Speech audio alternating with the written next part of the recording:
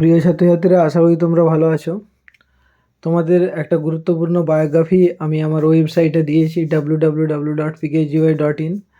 ওখান থেকে যে তোমরা এই আশা ভোসলের বায়োগ্রাফিটা পড়ে নিতে পারবে এবং প্যারাগ্রাফ আকারে লিখে নিতে পারবে। আমি পয়েন্ট করে লিখে রেখেছি আমাদের ওয়েবসাইটের যে নিয়ম আমি দিয়েছি, সেই নিয়ম এর পয়েন্ট অনুযায়ী লিখেছি যাতে করে তোমরা করে নিতে পারো।